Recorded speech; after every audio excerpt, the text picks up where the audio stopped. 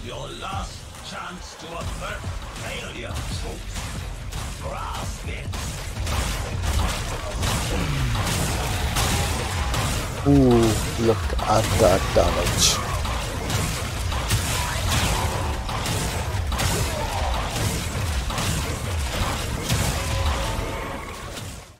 Hello and welcome to another build video on Warframe. I have something different and much better synchronized for you. A super fun animation speed.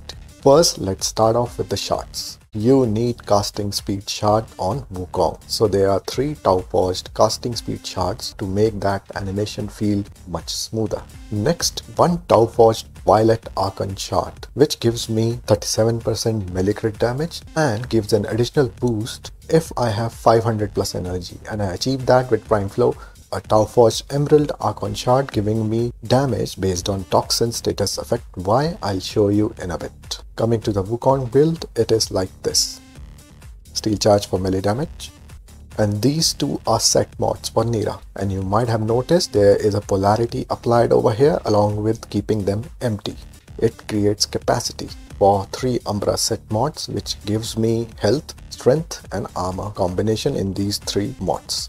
And narrow-minded filled up to level 12. Then you will be able to achieve this build.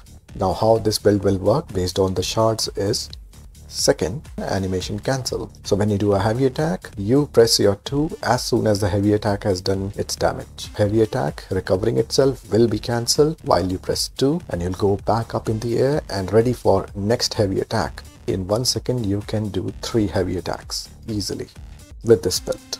And this is how the mods are. The synergy over here is, let's say you're in a very high level mission and you see Wukong dying. So you press 3, you get extra armor based on the damage input you have taken, and then you again immediately press 2, it heals Wukong as well. That is the reason I have a high strength, and I need this much strength so that Wukong can heal itself by using Cloudwalker, by using Nourish. Amount of health and energy multipliers is increased, as you can see at the bottom. And since I have energy nexus over here, so because of a high ability strength of 276, Nourish is able to replenish my energy within 5 seconds to the maximum. This is the Arcane setup: Arcane Fury for melee damage, Arcane Steadfast because I will be spamming 2 and heavy attack, then 2 and heavy attack, so I need some synergy on my energy build as well. That is why I have Arcane Steadfast, and my energy will be replenished with Energy Nexus and Nourish. With a strength of 276, it will go boom. And if you combine this build with the Xenoric school, you will not need to rely on energy ops, you will be self-dependent on energy. Now, primary weapon, secondary weapon does not matter. Reason being, it's just 1 arcane we need on any primary weapon, which is this primary dexterity. Because of this arcane, your melee damage will further increase, as you can read the stats. On a secondary weapon, you should have a similar arcane secondary dexterity. Finally, the Furex Wrath. Before I go into the build, have a look at my Incarnate. 1 default, 2 this one, 3 this one, 4 this one. You should not change these incarnates, they are synced. Once you use them, you will know why, and they are the best possible choices as per this build. Now let's get into the build. All you need to do is use the Toxin build. The elements you get are Toxin, Radiation / Impact Puncher. And this is the combination of the build where you get a 96% crit chance and 9.8% crit damage, which is more than enough, and that is also getting buffed because of melee duplicate. Then Steel Charge on Wukong, then an Arcane 60% damage on your primary and secondary, so you get a lot of damage combined with Slam attack damage because of 2 Nira mod sets, and combine that with a Nourish 4th ability with 276 strength, a lot of damage.